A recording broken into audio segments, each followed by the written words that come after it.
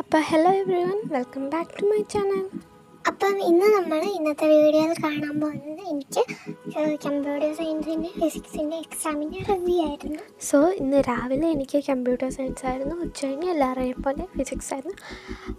Comparatively പറയുകയാണെങ്കിൽ computer science ആയിരുന്നു കുറച്ചുകൂടെ പാടെന്ന് എനിക്ക് തോന്നുന്നു. കാരണം കുറേ പ്രോഗ്രാമും അതിൽ അങ്ങനെ കുറേ പുതിയ ടൈപ്പ് ഓഫ് ക്വസ്റ്റ്യൻസ് ആയിരുന്നു. പക്ഷെ എന്നാലും മറ്റേ റാമും റോമും ഒക്കെ സാധാരണ ചോദിക്കുന്ന ഫിസിക്സിൻ്റെ നമുക്ക് ആദ്യം നോക്കുമ്പോൾ നമുക്ക് കിട്ടത്തില്ല, പിന്നെ അത് നോക്കുമ്പോൾ കിട്ടുമായിരുന്നു. പിന്നെ ഫിസിക്സിൽ നമ്മളെല്ലാവരും വിചാരിച്ച് മോഡൽ പാടായിരിക്കുന്നു, പക്ഷെ മോഡൽ അത്ര എളുപ്പമായിരുന്നു എന്നാണ് എൻ്റെ ഫിസിക്സിൻ്റെ പേപ്പർ. ആദ്യം എല്ലാം കൂടെ ഒറ്റയടിക്ക് വായിച്ചുകൊണ്ട് എനിക്ക് ഒന്നും എൻ്റെ തലയിൽ കത്തുന്നു.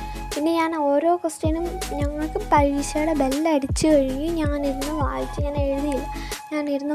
പതുക്കെ ഇരുന്ന് വായിച്ചപ്പോഴാണ് എനിക്കെല്ലാം കിട്ടിയത്.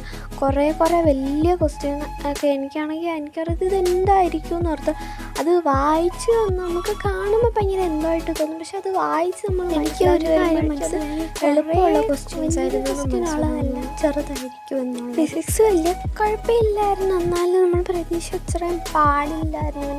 കുറേ എളുപ്പമുള്ളതായിരുന്നു എന്നത്. പിന്നെ ബാക്ക്ഗ്രൗണ്ടൊക്കെ ചോദിച്ചു, അതൊക്കെ കുഴപ്പമില്ല.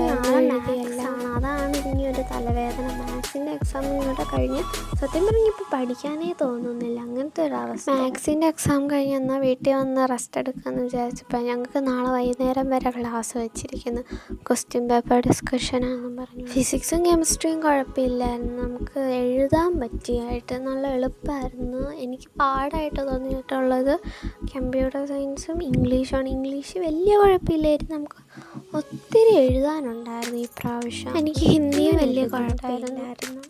മാത്സ് എനിക്ക് എല്ലാം ഞാൻ മറന്നു കിടക്കും. ഇനി ഒന്നാം തൊട്ട് ആദ്യം പഠിക്കണം. ഇനി അതാണ് പാട്. 14 ചാപ്റ്റർ എന്ത് ചെയ്യുമെന്ന് എനിക്കറിയാൻ വേണ്ട. ഇനി ക്ലാസ് കാണണം. ഞാനാണെങ്കിൽ കുറച്ച് 3-4 ചാപ്റ്ററിൻ്റെ എൻ്റെ കയ്യിൽ ഞാനിങ്ങനെ ഷോർട്ട് നോട്ടായിട്ട് എല്ലാ ഇക്വേഷനും ഓരോ പേപ്പറിലായിട്ട് ഇനി എഴുതി വെച്ചിട്ടുണ്ട്.